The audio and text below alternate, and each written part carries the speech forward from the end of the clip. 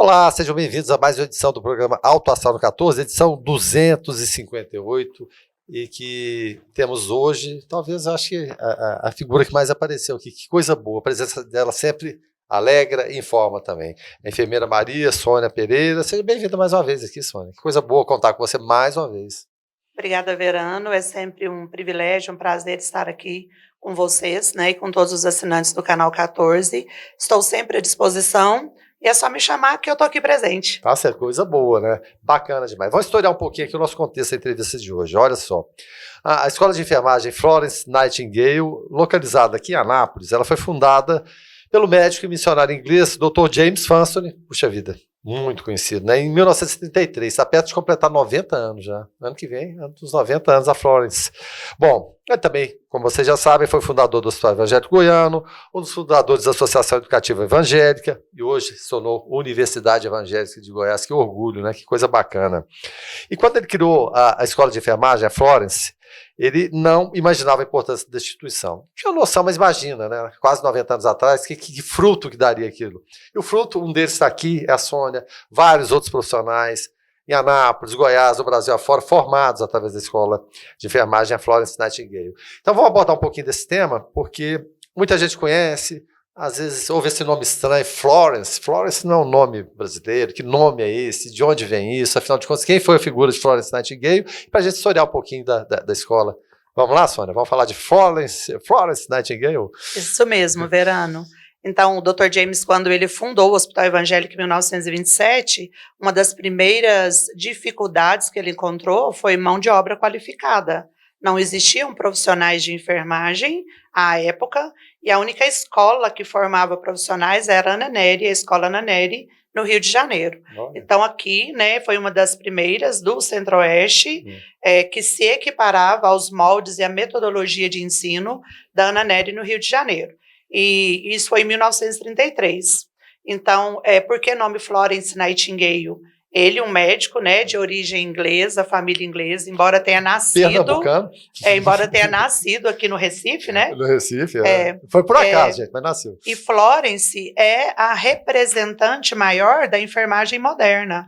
Ela era uma moça inglesa, muito fina, muito rica, muito estudada, e ela abandonou tudo para ir cuidar dos feridos de guerra na Guerra da Crimeia. Olha. E aí hoje nós seguimos, então, né, a teoria nightingaliana, que é a teoria do cuidado, onde a gente faz essa prestação de serviços, separando os pacientes mais graves dos pacientes menos graves, diminuindo o risco de infecção, e ela ficou conhecida como a Dama da Lâmpada, porque nas madrugadas ela pegava um lampião e ela visitava paciente por paciente, doente, né? Aquela pessoa colocada ali naqueles galpões onde ficavam as munições, onde ficavam todos os aparatos da guerra.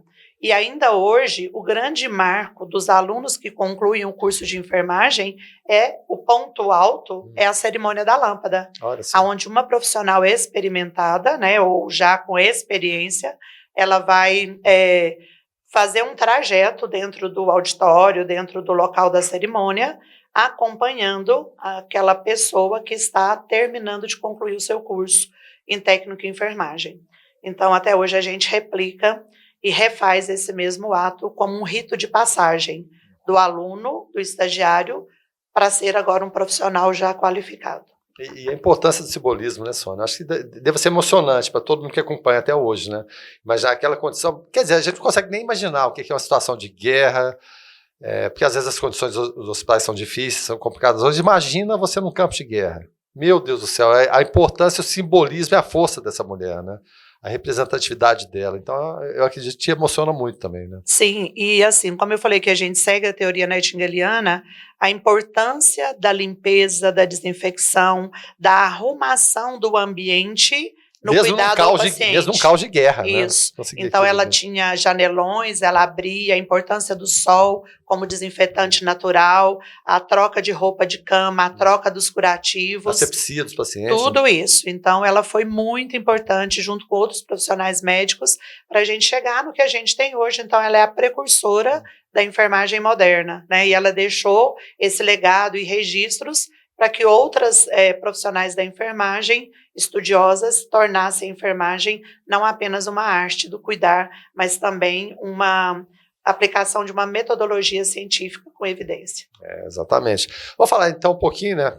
Passado esse marco histórico é importante, né? Essa curiosidade, para quem não conhece, é bacana de trazer, né? Puxa vida, que figura relevante para a Florence. Diria até uma das figuras mais relevantes do século passado, sem dúvida nenhuma. Mas o dia a dia, como que funciona a Escola de Enfermagem Florence Nightingale?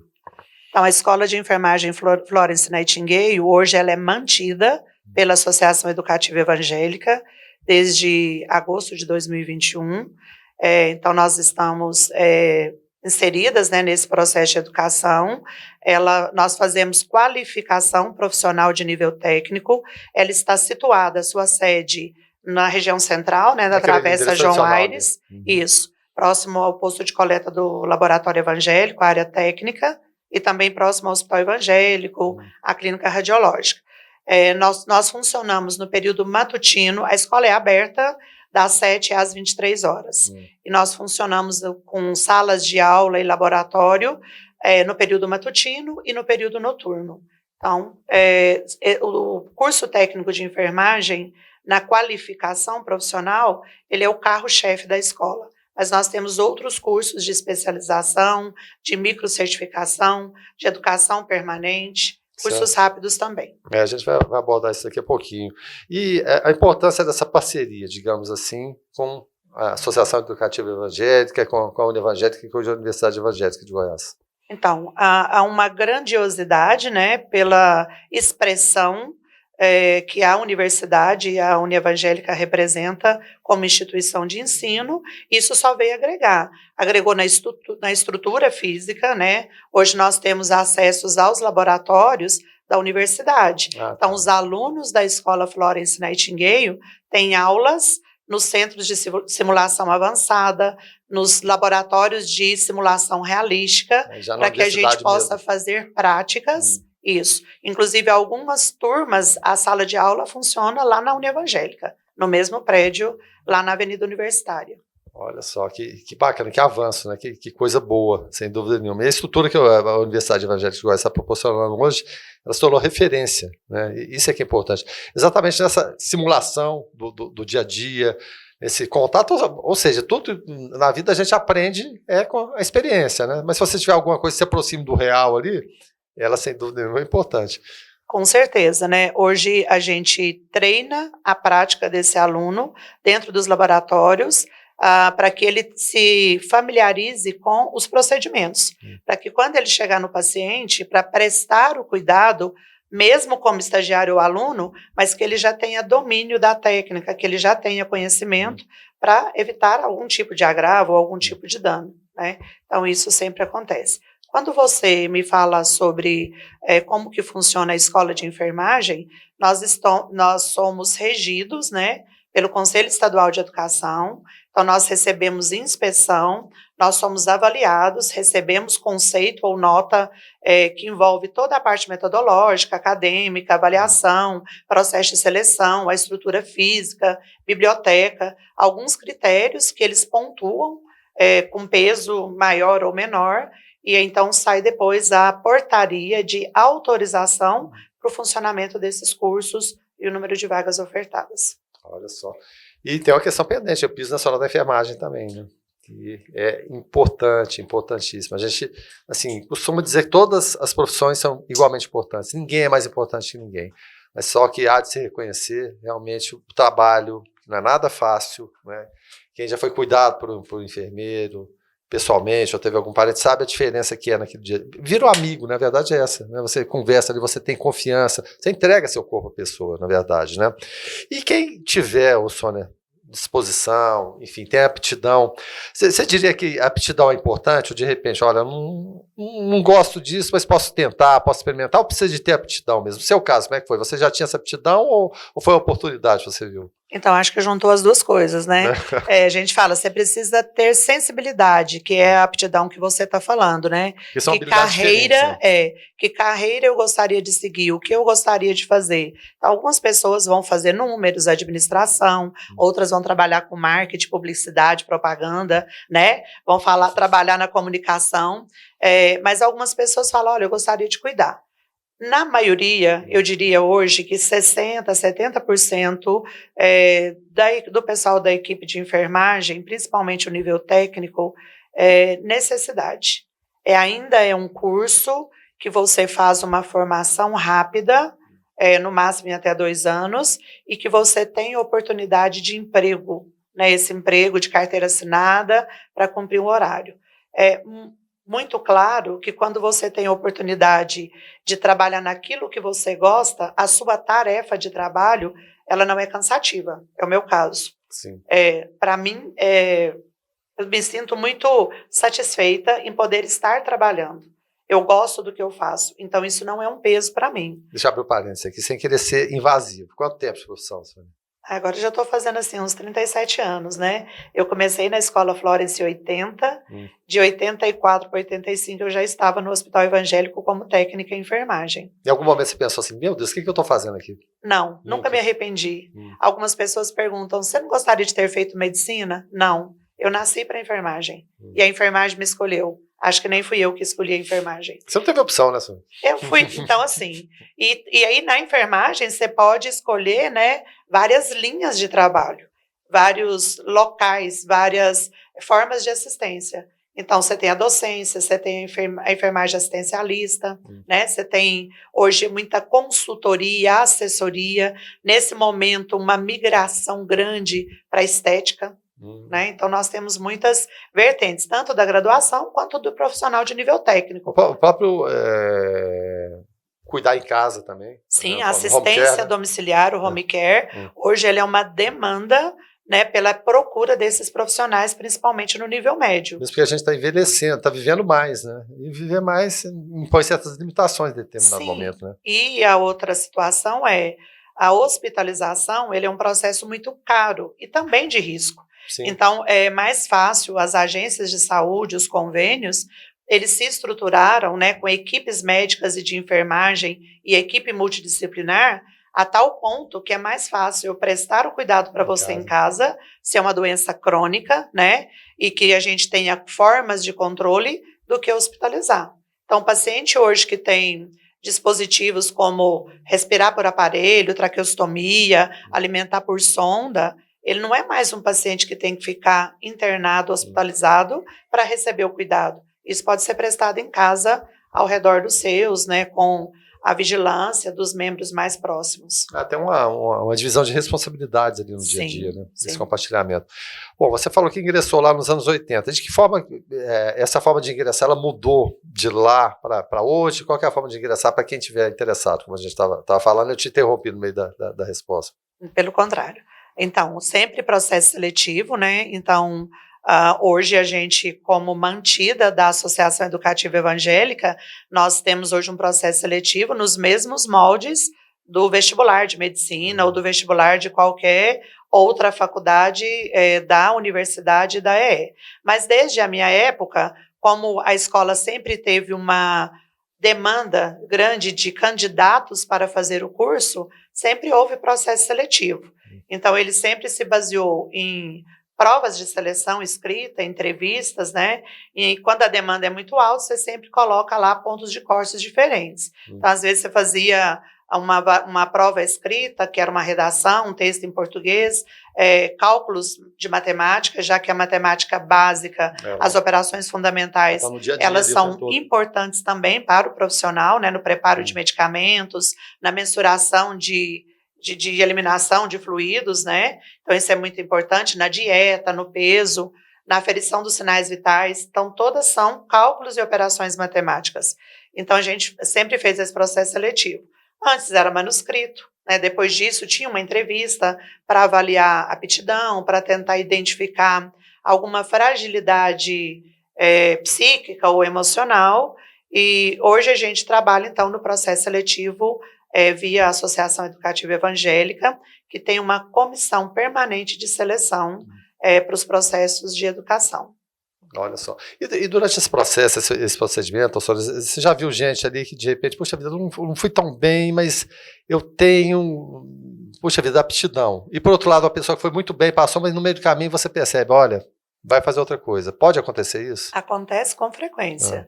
Eu tenho um aluno que está nessa turma, que é a 5ª tentativa. E até ela conseguir ser aprovada no processo seletivo, porque ela entende que isso é um sonho, é uma meta, né? E ela tem lutado para poder alcançar esse objetivo e agora está inserida no curso, está cursando já, se encaminhando para o 3º período. E na sua experiência do dia a dia, você bate o olho assim, você identifica, ó, tem uma Sônia ali. Assim, hoje são quase 60 anos de geração, né?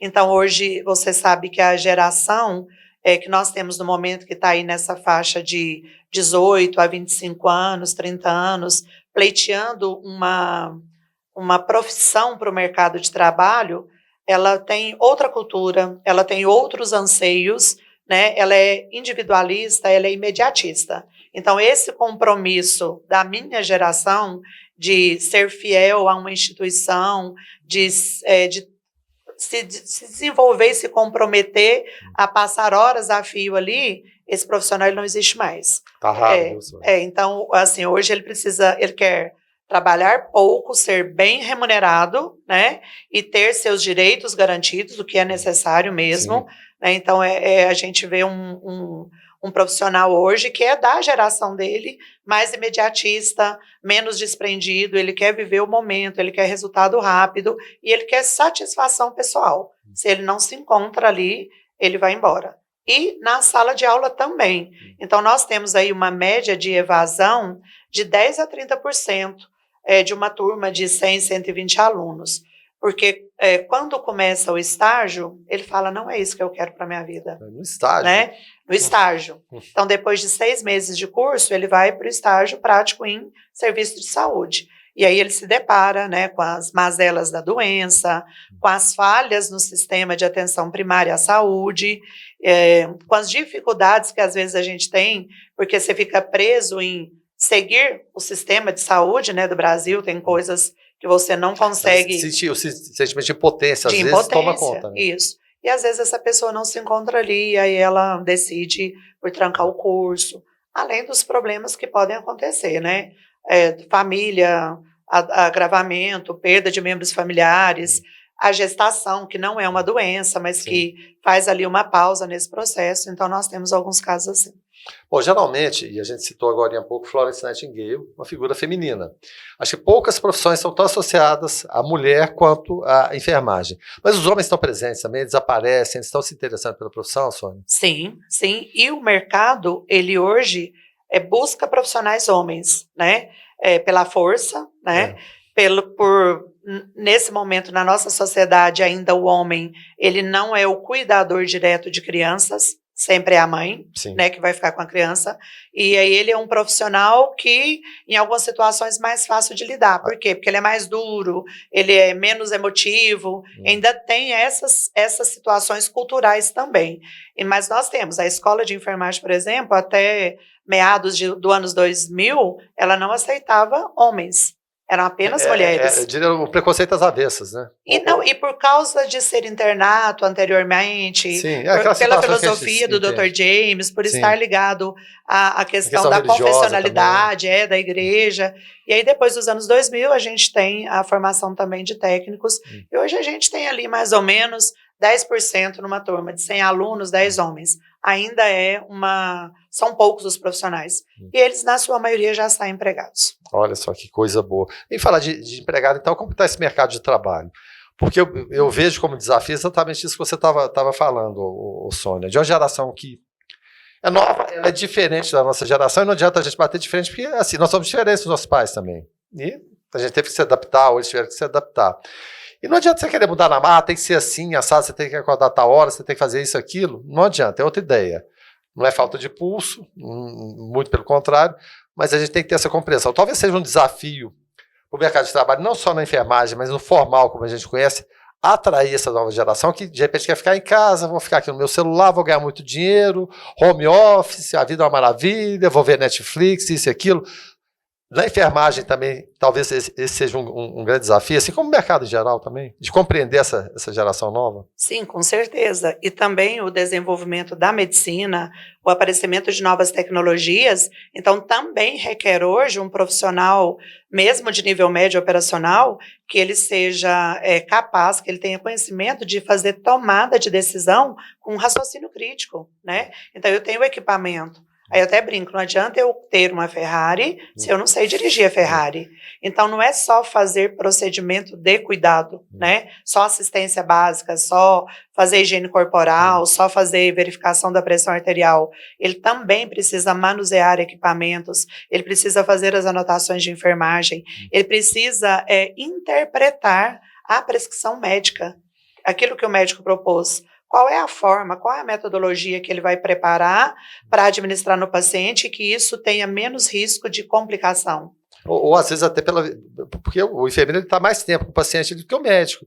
Esse feeling do dia a dia, de repente, pode falar com o doutor, eu acho que isso aqui seria importante, ou relevante. Há essa interlocução, de fato? O médico acata o enfermeiro também? Sim. Hoje, atualmente, o profissional enfermeiro graduado, nós temos uma relação hierárquica igual, similar. Né? Em outros tempos, isso era bastante distante.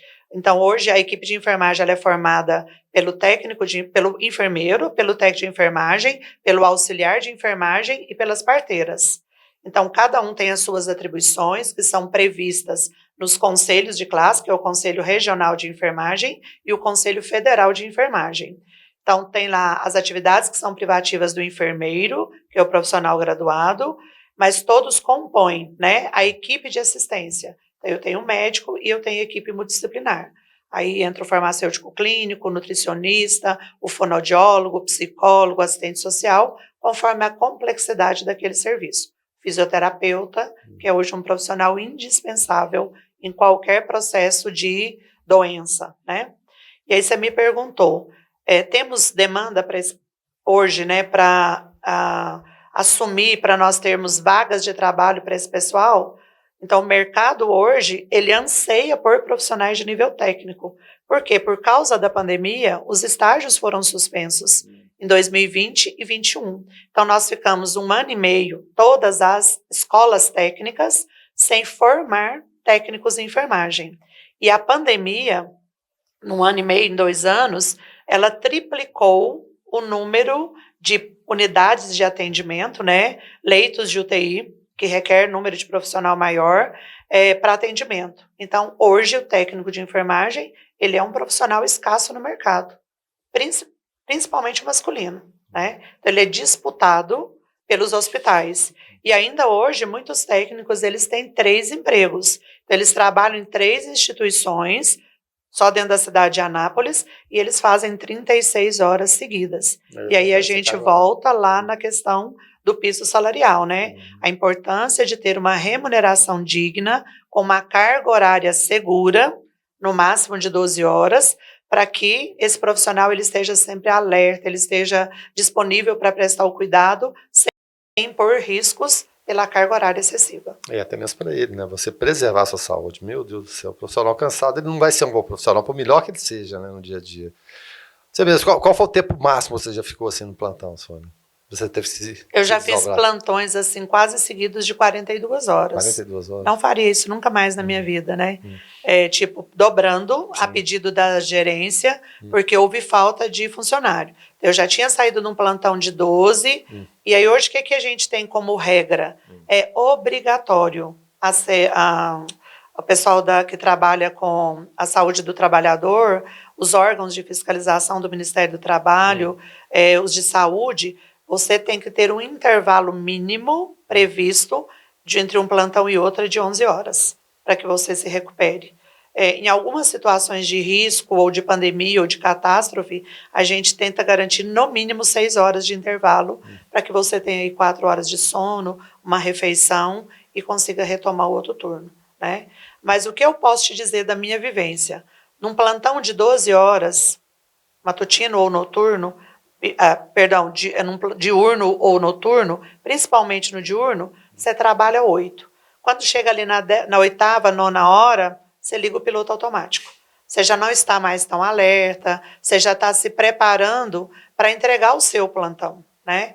E aí também a gente já sabe que nas trocas de plantão, meia hora antes e meia hora depois, nas trocas de turno, principalmente do período noturno para o período diurno, é onde acontecem as maiores fragilidades e falhas da assistência. Pode acontecer Os equipamentos soam alarme, a equipe não vê, ou a paciente se agita, pode desconectar alguma coisa, então aí é que a gente devia estar mais alerta. Mas eu brinco, né, que quem está chegando quer sair meia hora mais cedo, quem vai sair quer sair meia hora mais cedo para ir à missa das 19 lá na Santana, e quem está chegando está na missa, só vai sair de lá 19h10.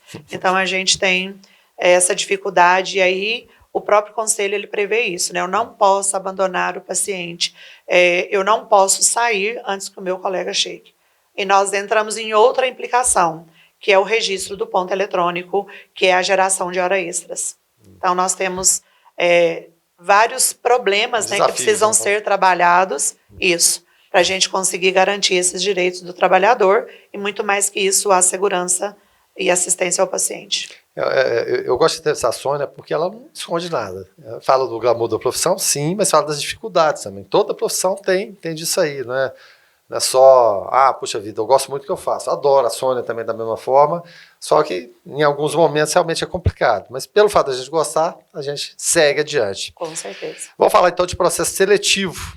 Vai acontecer processo seletivo agora para ingresso? Qual que é a data? De que forma vai funcionar, Sônia? Sim, o processo seletivo para o curso técnico, ele já está em andamento desde o dia 25 de novembro. As inscrições, elas são pelo site, então é só entrar na página da Associação Educativa Evangélica, e aí já tem lá, você rola a página, lá no final tem o logo da Escola Florence de Enfermagem, que é uma mantida, você clica e já vai aparecer lá processo seletivo. Ele está aberto até dia 9 de dezembro, as inscrições no valor de R$30, e no dia 10 de dezembro vai acontecer a prova para o processo seletivo, no período da tarde, é um sábado, das 13h30 às 16h30. E aí a pessoa vai fazer essa atividade, esse registro de uma redação, um texto em português, de no máximo 15 linhas, com temas aleatórios, mas temas ligados à comunidade, nada ligado à saúde. Então, temas do nosso cotidiano, né? E algumas operações, alguns cálculos de operações matemáticas básicas, como soma, multiplicação, divisão, regra de 3 simples. Essa é a nossa proposta. Olha, Sônia, facilitar a vida dos candidatos. Já estou dando um spoiler aqui, né? Você pode ir tranquilo, e nós esperamos que você faça a inscrição e que lá, bem no inicinho de fevereiro, a gente já esteja em sala de aula. Com essas aulas. O processo seletivo está aberto, nós ofertamos 120 vagas para esse semestre, 160 vagas no turno matutino e 60 vagas no turno noturno. Bacana. Bom, a Sônia está aqui, a gente falou da Escola de Enfermagem de Florence Nightingale. Para quem chegou agora, você pode acompanhar horários alternativos no canal, essa entrevista também vai para o YouTube, mas é claro, a gente tem que aproveitar a presença da Sônia para falar da Ômicron, da Covid, recomendações de máscaras que estão voltando. Sônia, o que representa a chegada dessa nova variante, ou subvariante da Ômicron, que cresceu na Europa, Estados Unidos e está por aqui, chegando no Brasil? Então, preocupante, né? Ontem mesmo saiu uma nota técnica do governo estadual recomendando, você está falando do uso de máscara. Nós temos aí preocupação e tem tido o aparecimento de alguns casos, né, uma demanda maior nos hospitais em busca de testagem pelos agravos respiratórios. O que representa isso para nós? Nós estamos num período chuvoso, e aí nós temos 3 tipos de vírus circulando. Nós já temos a influenza, né, com as suas variantes, tem aí o advento Covid, o SARS-CoV-2, né, que desencadeia a doença Covid, e nós temos os chamados vírus sinciciais respiratórios, que são aqueles estados gripais. Então, nós temos 3 tipos de doença respiratória. Qual é a dificuldade? A dificuldade é definir, é fazer uma testagem, é conseguir diferenciar esses sinais e sintomas e fechar um diagnóstico. Tanto a influenza quanto o Covid, elas são doenças de transmissão muito rápida. Então, onde eu tenho pessoas com o vírus, pessoas sintomáticas ou assintomáticas, existe uma possibilidade de transmissão. Sim. Forma de transmissão, gotículas. Então, distanciamento menor de que 1 metro, aglomeração de pessoas, ônibus, banco, supermercado. E aí vem o quê? Final de ano, compras, reunião de família. Copa do Mundo agora. Os amigos secretos, Copa do Mundo, né? Então, aí essa disseminação. Então, essa é a grande preocupação. Lá em julho, lá em outubro, nós tivemos aumentos de casos na Europa e o mundo é globalizado, as pessoas vão e vêm, né? Então, agora já está... aí nós tivemos aqui, lá para meados de outubro, no Amazonas, Manaus, Rio de Janeiro, São Paulo, Minas, DF, e aí chega para a gente. Então, primeira semana de outubro, segunda quinzena de outubro, segunda quinzena de novembro, dezembro, já chegou para a gente. O que a gente verifica no momento? A doença, ela é de alta transmissibilidade, mas a cobertura vacinal deixou menos gravidade, né? E aí também a gente baixa a guarda. Não está matando, ninguém está morrendo, né? Não na expressão, né? E na quantidade que a gente tinha. Então, eu não tenho mais preocupação em aglomerar, em não fazer as boas práticas, né, que a gente já sabe que são ferramentas que ajudam no controle da doença. Que é o uso da máscara, o distanciamento, a higienização das mãos, ou seja, a etiqueta respiratória. Quase virar um enfermeiro, né? E a vacinação, né, que é o que nós temos. Agora, essa questão da vacinação, porque as pessoas no início, e tanta fake news, tanta coisa desnecessária que aconteceu, que eu fico assim... Eu procuro, dentro do raciocínio lógico, o senhor, tentar entender o que se passou. Porque a gente vai criando um distanciamento histórico do fato e eu continuo sem entender. Como tanta fake news, tanta desinformação, e principalmente, porque você tem a fake news, mas cabe, em última instância, você acreditar ou não naquilo ali, checar.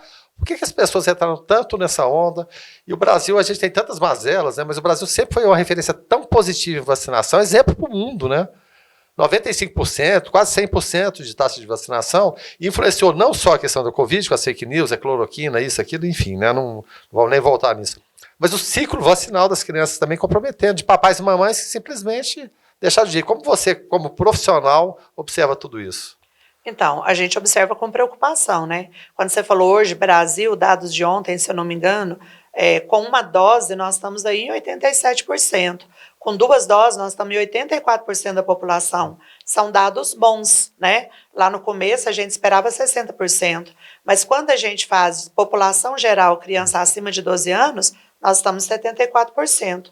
E aí, no Brasil, é um continente, né? Que a gente pode dizer assim, são muitos Brasis dentro de um Brasil só. Determinadas regiões...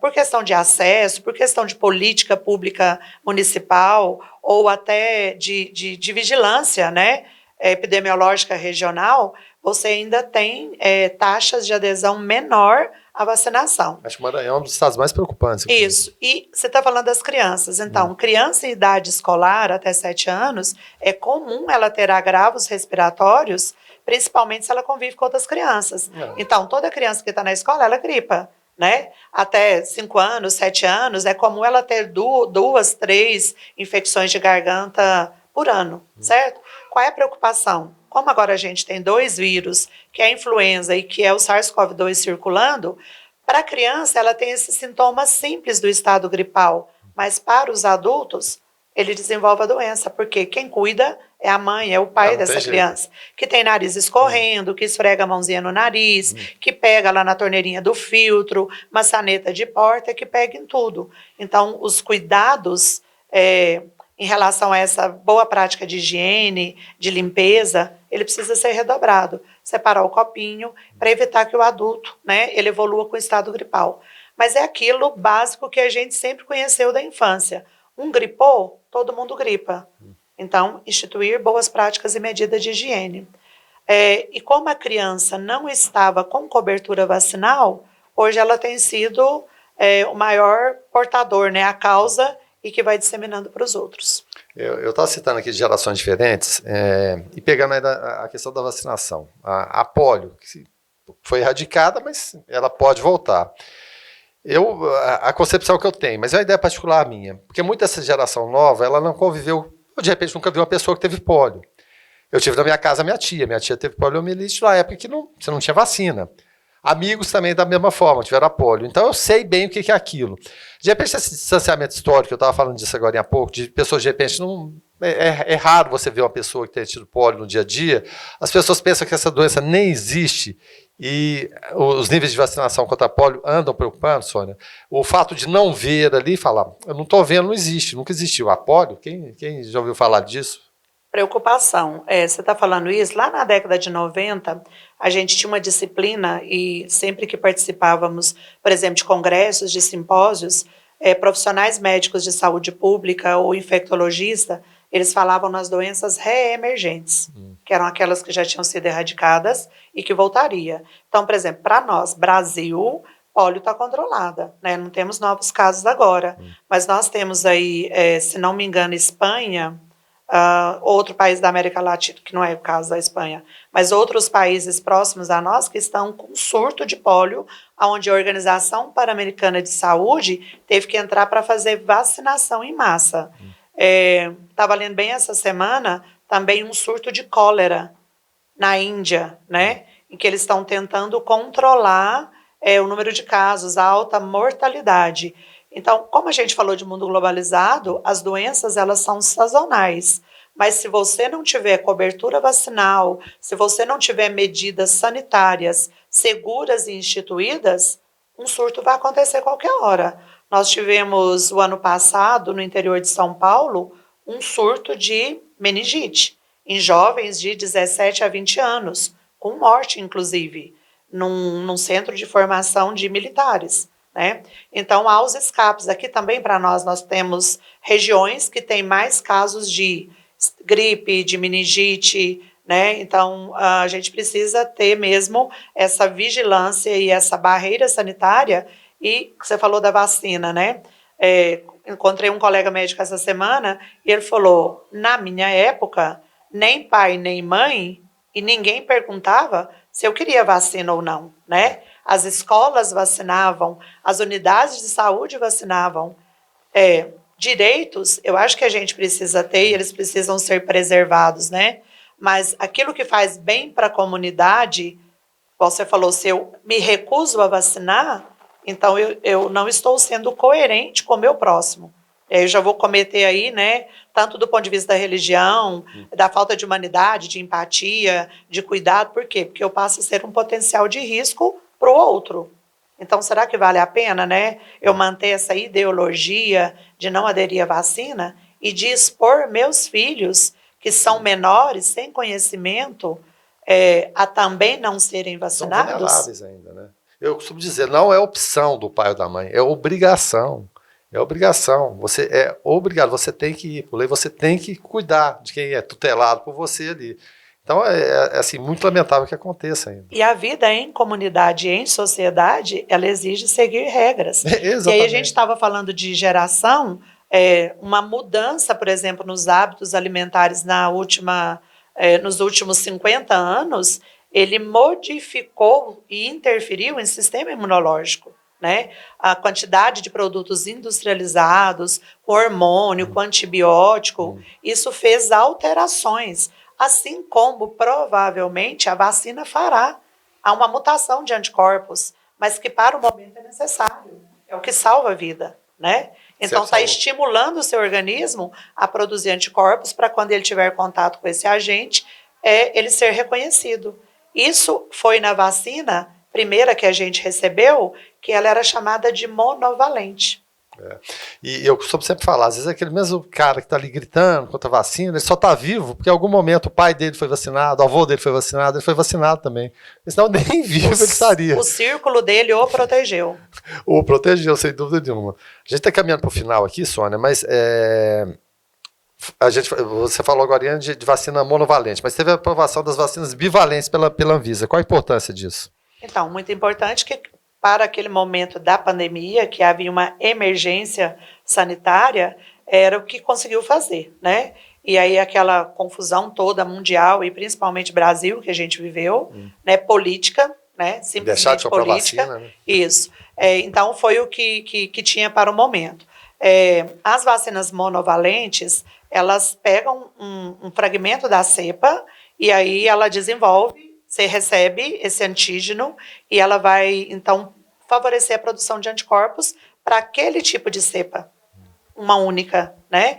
As bivalentes, elas vão cobrir já as variantes, principalmente do Ômicron, né, ou da Ômicron, da variante Ômicron, que as duas que apareceram, né, e é tanto B, tanto K, tanto N, tanto nome, né? que agora é 1.1, 2.11, Tá mas quebrado agora. basicamente elas foram liberadas, né, pela Anvisa, que é o órgão regulador do Brasil, para justamente atender essa questão das variantes da Ômicron, que é para fazer essa cobertura. Então, elas são específicas, elas são bivalentes, porque elas vão ajudar a inibir a disseminação ou a mutação das duas variantes da Ômicron. E é muito interessante isso, né, que agora o cientista ele já conseguiu identificar que o que muda, o que escapa, aonde o vírus consegue se replicar e driblar a ação da vacina, é no chamado spike, na coroa, né? Sim. Onde o vírus ele parece uma coroinha ali, faz aqueles pontinhos, a coroa da rainha. E aí ele consegue modificar ali, tipo, é como se abrisse, ela liberasse, ele entra e começa a replicar e muta. Mas a vacina bivalente é para isso, para fazer cobertura nas variantes da Ômicron e a gente reduzir, então, os casos de transmissão. E só a Pfizer, e a Pfizer Baby? Então, Pfizer Baby, então, lembra dessa falência que a gente teve das crianças de 6 meses até 12 anos. Então, a Pfizer entrou para a Pfizer Baby, né, teve esse nome porque é uma vacina modificada, ela é diferente do processo vacina que vai fazer a produção de anticorpos.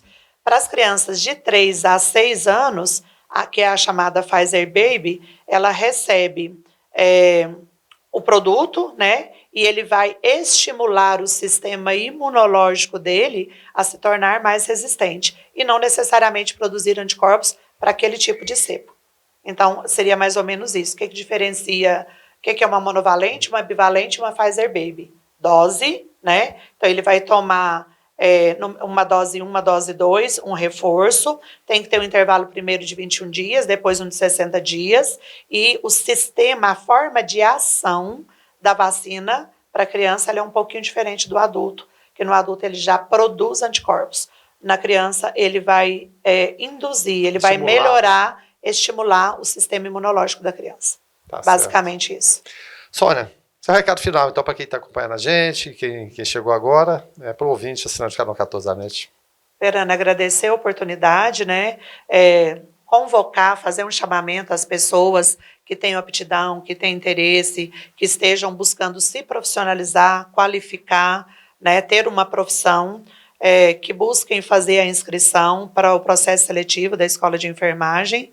E mesmo que você já tenha algum curso profissionalizante ou que queira fazer uma educação permanente, uma educação continuada, procurar também a escola, que nós estaremos ofertando essas especializações de nível técnico em cuidador de idosos, saúde do trabalhador, né, que as empresas e as indústrias farmacoquímicas, todas as empresas precisam de técnicos. Então, é um mercado enorme aqui em Anápolis. Isso, então tem um mercado também, então a gente trabalha com essa especialização em saúde do trabalhador. Também outra especialização que nós temos, que é bastante procurada, que é a instrumentação cirúrgica, onde esse técnico de enfermagem ele se especializa em auxiliar o cirurgião durante a cirurgia. Quando você fala de demanda, o técnico hoje, não só para o domicílio, mas também para assistência domiciliar, home care, mas também resgate, sistemas de resgate, ambulância, transporte de pacientes, as clínicas odontológicas, as clínicas de estéticas, os consultórios médicos, né?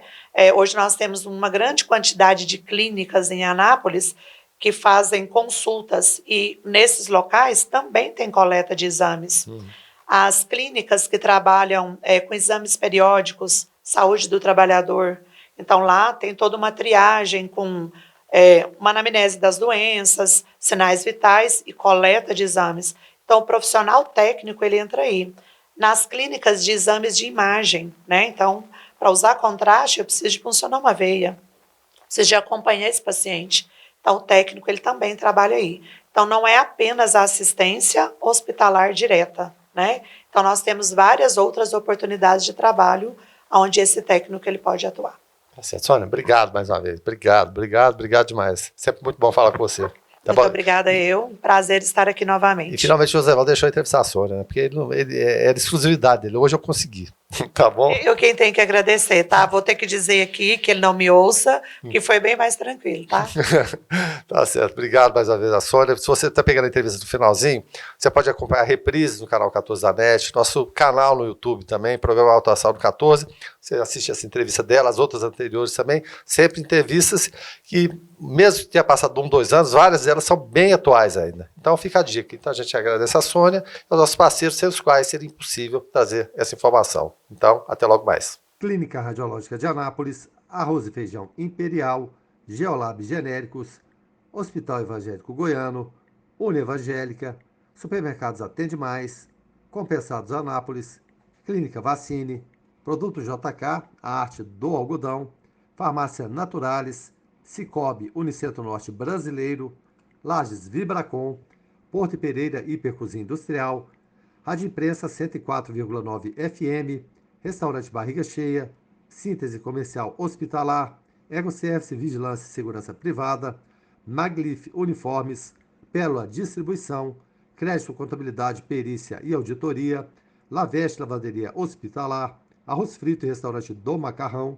Doutora Cristiane Santos, Endodontia, Cirurgia Parodontística e Traumatismo Dentário, Mamãe e Bebê Kids, Varejão das Fábricas, Clínica Alto Astral, Usa Arquitetura e Interiores, Fazenda Campo Largo, leite de qualidade, Arquivo Off, guarda e organização de documentos, Folhas Suplementos Naturais, Droga Lúcia, economia a serviço da sua saúde, Opção Ótica, Exclusiva Castor, o sonho de colchão, Centro Automotivo de Reparos Lagcar, CapLife, tratamento capilar, Dotes, tecnologia e comunicação, Saborearte, a arte de comer bem, e Graci Falcão, doceria.